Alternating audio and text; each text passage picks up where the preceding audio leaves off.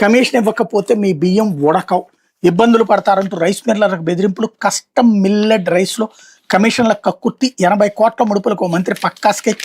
మరో కీలక మంత్రి వియ్యంకుడి ద్వారా అమలు. ముక్కుపిండి వసూలు చేస్తున్న అసోసియేషన్లు. క్వింటాకు 16 రూపాయలు ఇవ్వాల్సిందేనని హుకుం. ప్రభుత్వం ఇచ్చేదే 10 రూపాయలు అయితే ఇంత కమిషన్ అంటే ఎలా ఉంటున్న మిల్లర్లు?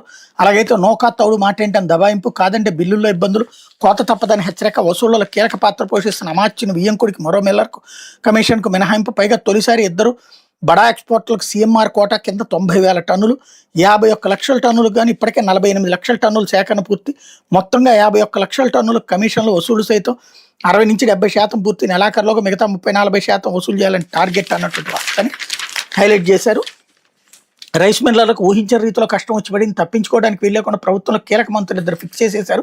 చెప్పినట్టు చేయాల్సిందేనా, లేదంటే తెప్పలు తప్పవని మధ్యవర్తి ద్వారా హుకుం జారీ చేశారు.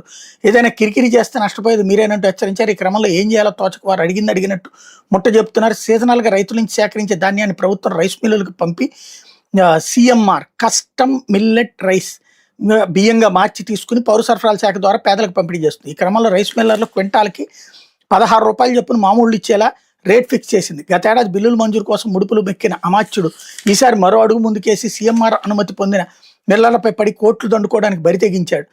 కేబినెట్లో మరో కీలక మంత్రి కూడా ఇతనితో జత కలిశారు. ఇద్దరు కూడబలుక్కుని కీలక మంత్రి వియ్యంకుడి ద్వారా ఈ మొత్తం వ్యవహారాన్ని గుట్టుచప్పుడు కాకుండా చక్కబెడుతున్నారు.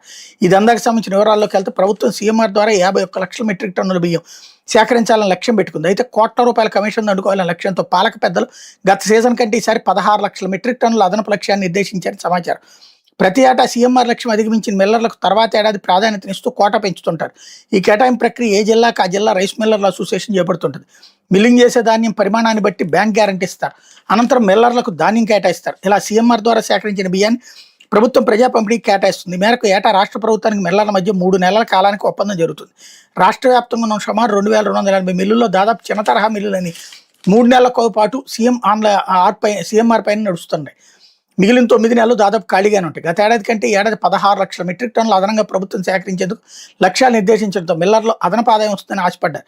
సీఎంఆర్ అదనపు కోటాతో ఏడాది అదనంగా పని దొరుకుతుంది అని పడ్డ సంబరంగాస్తో మంత్రి దోపిడీ ప్లాన్తో తలకిందులైంది. సీఎంఆర్కి అనుమతి పొందిన మిల్లర్లు మంత్రికి ముడుపులు మూటగట్టి ఇవ్వాలని అసోసియేషన్ల ద్వారా ఆదేశాలు రావడంతో అలంతా లబోదీపమంటున్నారు. సీఎంఆర్ ద్వారా మిల్లింగ్ చేసే ప్రతి క్వింటా బియ్యానికి 16 రూపాయలు ఉందని కమిషన్ ముక్కుపిండి మరీ వసూలు చేస్తున్నారు. కస్టమ్ మిల్లింగ్ ద్వారా సేకరిస్తున్న 51 లక్షల మెట్రిక్ టన్నుల బియ్యంపై 80 కోట్ల ముడుపులు కొందరికి మినహాయింపు ఇవ్వడం వల్ల, లేదంటే మరికొంత పెరుగుతుంది.